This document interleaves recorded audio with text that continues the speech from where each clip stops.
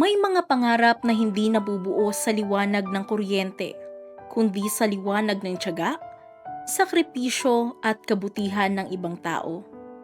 Ito ang kwento ni Max, isang batang Malabuenyo na natutong mangarap sa ilalim ng ilaw ng isang karinderya.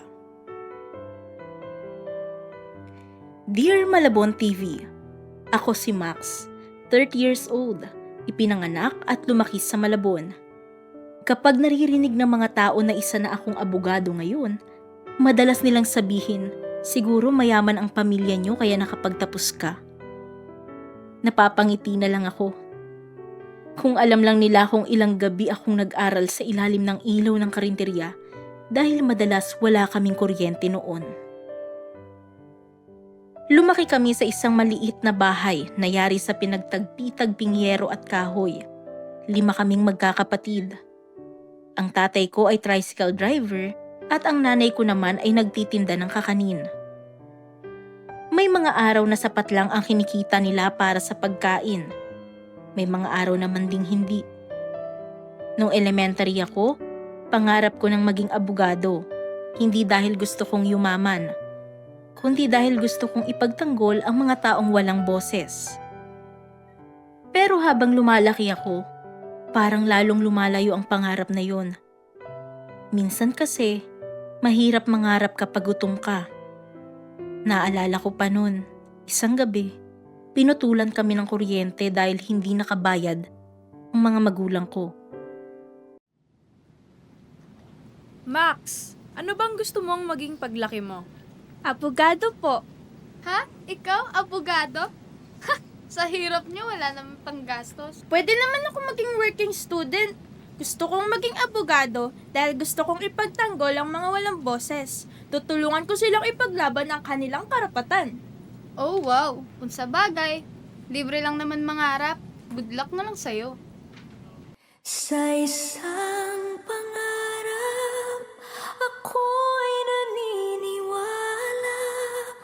Ako ay lilipad at ang lahat makakakita. Sa isang pangarap, ako'y naniniwala. Hindi ako titigil hanggat aking makakaya.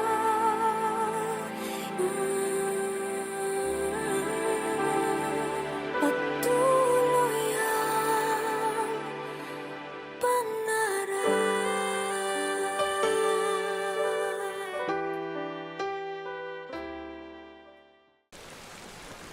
Max, anak, wala tayong kuryente ngayong gabi. Naputulan tayo.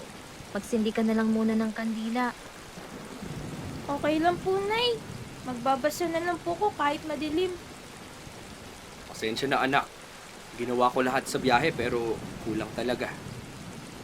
Tay, hindi naman po ako nagre-reklamo. Gagawin ko pong dahilan to para magsumikap palalo.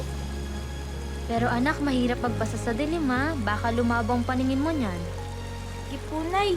Maghahanap na lang ako ng lugar na may ilaw. Minsan natatakot dahil di alam kung saan patungo ang aking bukas. Pero sa puso ko'y may tinig na nagsasabing kaya mo yan. Aking pangarap, di ko bibitawan. Kahit ako'y kinakabahan o nalilito man, basta't ang tiwala ay laging doon, maabot ko.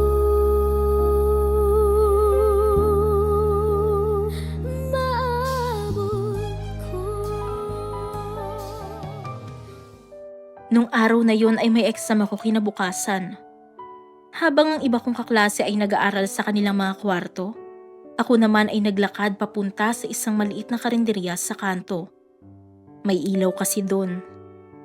Umupo ako sa may kalsada malapit sa ilaw at doon nagbasa ng libro. Nakita ako ng may-ari ng karinderya. Akala ko paaalisin niya ako.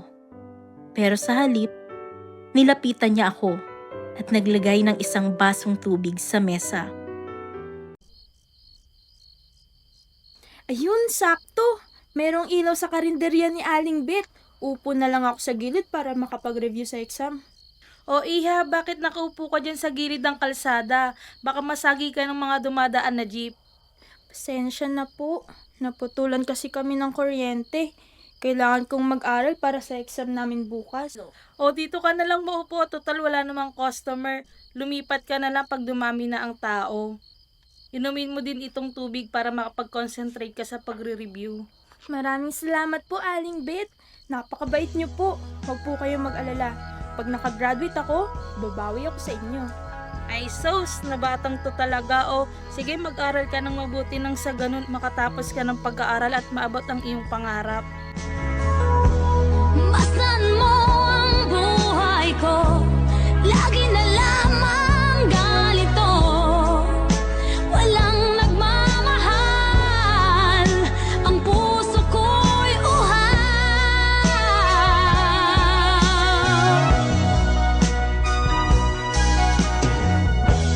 Ay tagal na kong naghihintay, kahit tagal na kong naglalakbay.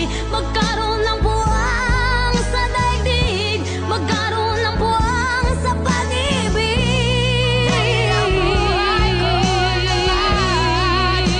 Kailan masisilayan ang liwanag? Kailan mahahawi sa tulad ng unay? Buyahin ang dati, kay ilaw ng dagat.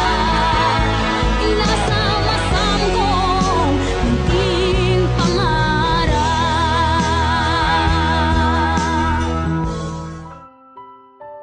Mula noon, halos gabi-gabi akong naroon.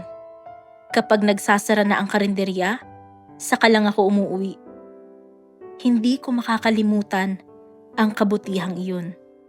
Dahil sa simpleng ilaw na yun, nakapasa ako sa exam ko. Okay class, i-announce ko na ang highest scorer natin sa exam. Congratulations! Max! Perfect ang exam mo sa math at English. Wow, grabe. Ang galing mo naman, Max.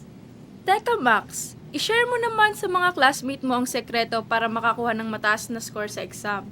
Anong ginagawa mo? Ang totoo po niyan, ma'am. Nag-aaral lang po ko sa karinderya. Kalendarya lang! Ha? Doon? Bakit ka naman sa karinderya nag-aaral? Madalas po kasi kaming napuputulan ng ilaw. Doon po sa karinderya may ilaw at mabait pa yung may-ari. Kaya doon po ako nag-aaral.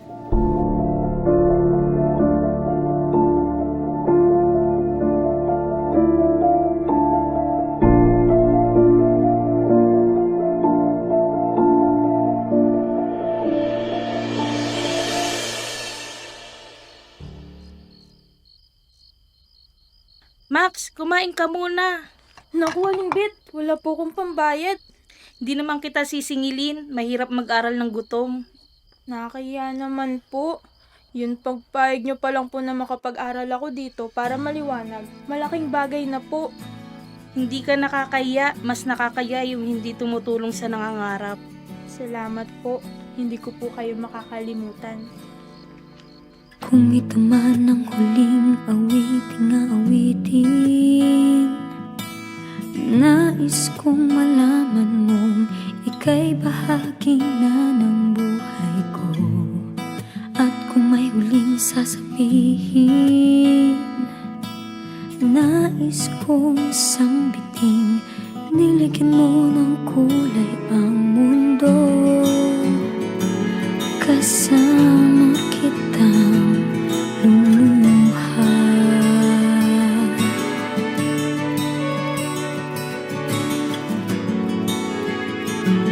Dahil sa'yo ako'y may pag-asa.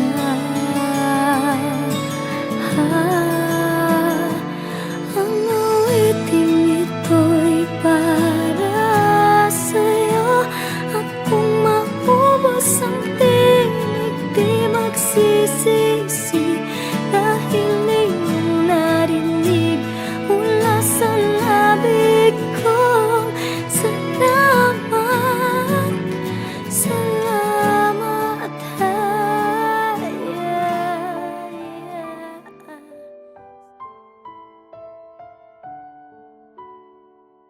Nakapagtapos ako ng high school bilang isa sa mga honor students. Nakapag-aral ako sa kolehiyo sa tulong ng scholarship. Habang nag-aaral, nagtatrabaho rin ako bilang service crew at tutor. Maraming beses akong napagod. Maraming beses akong umiyak. Maraming beses kong tinanong ang sarili ko kung kaya ko pa ba. Pero sa tuwing gusto kong sumuko, naaalala ko ang batang nakaupo sa karinderya. Ang batang nangangarap sa ilalim ng ilaw na hindi naman kanya. Kaya bumabangon ako ulit. Matapos ang kolehiyo, pumasok ako sa law school. Mas mahirap pala. May mga pagkakataong wala akong pamasahe. May mga araw na kulang ang tulog ko. Pero, nagpatuloy ako. Hoy Max! Tang ka na naman! Yung burger sunog na ano na! Ay, sorry sir. Ito po, nabaligtad ko na. Kung parating ganyan abang mag-resign ka na lang bago pa kita sisantin. Sir, pangako hindi na po mauulit. Siguraduhin mo lang. Dahil isang pagkakamali mo pa, sinasabi ko sa'yo, tatanggalin na kita!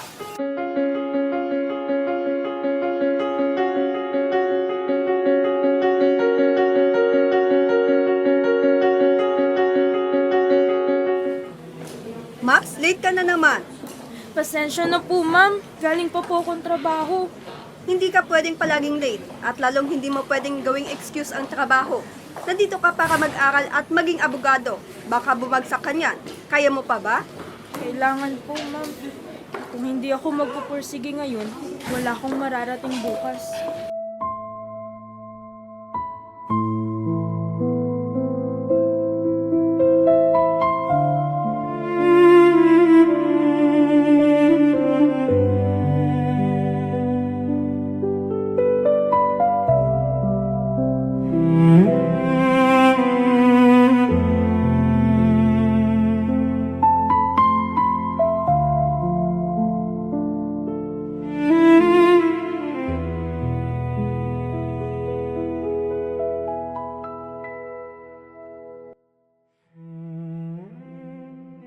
Lord, napakahirap po ng pinagdadaanan ko ngayon. Tulungan niyo po ako malampasan ng mga pagsubok na dumadating sa akin. I-guide niyo po ako sa tamang daan upang maabot ko ang aking mga pangarap para makatulong ako sa ibang tao balang araw.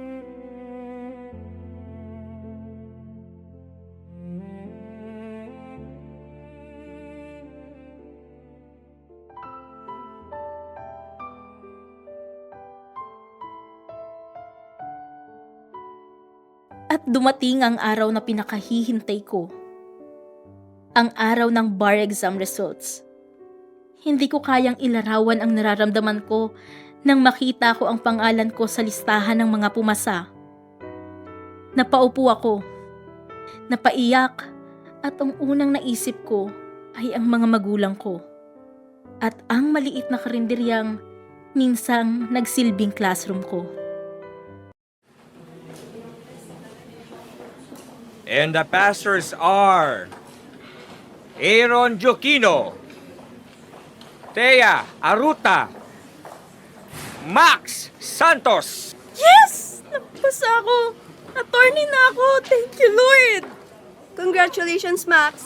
Or should I call you Attorney Santos? Isa ka ng ganap na attorney. Salamat po, ma'am. Salamat sa pag-intindi niyo sa akin tuwing late ako sa klase.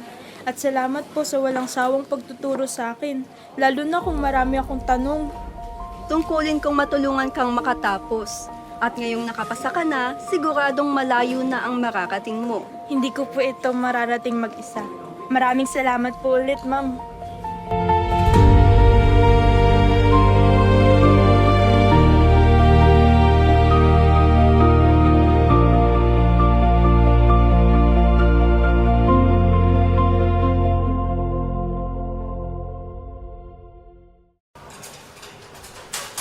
Aling Bet! Max, ikaw ba yan? Opo, attorney na po ako.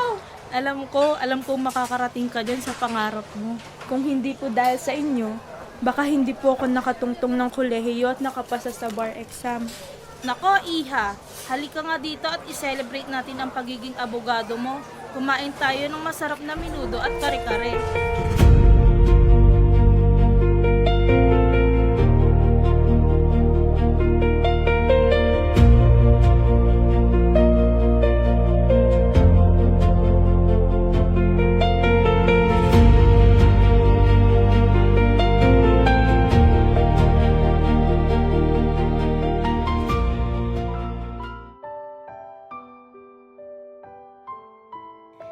Ngayon, isa na akong abogado. Hindi man ako sikat, hindi man ako mayaman. Pero may kakayahan akong tumulong sa ibang tao.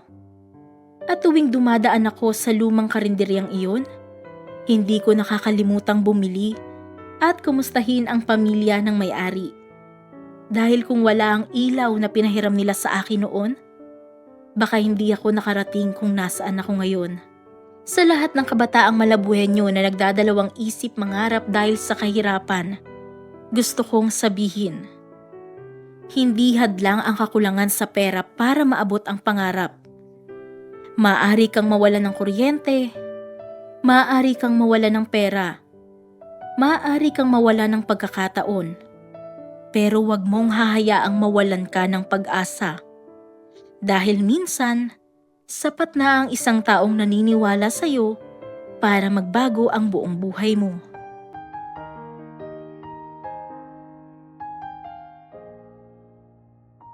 Minsan, hindi malaking paaralan, hindi marangyang ilaw, kundi kabutihan ng isang tao ang nagiging susi sa tagumpay.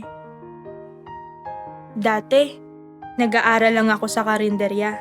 Ngayon, ako naman ang magiging ilaw para sa iba. This is the moment, this is the time, when the momentum and the moment are in rhyme. Give me this moment, this precious chance, I'll gather of my past and make some sense at last. This is the moment when all I've done, when all the dreaming, scheming and screaming become one. This is the day. See it sparkle and shine when all I've lived for becomes mine.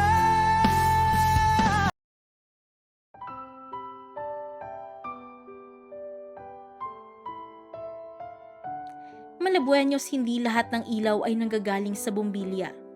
Minsan nanggagaling ito sa kabutihan ng isang tao at sa kanyang paniniwalang kaya mong maabot ang iyong pangarap.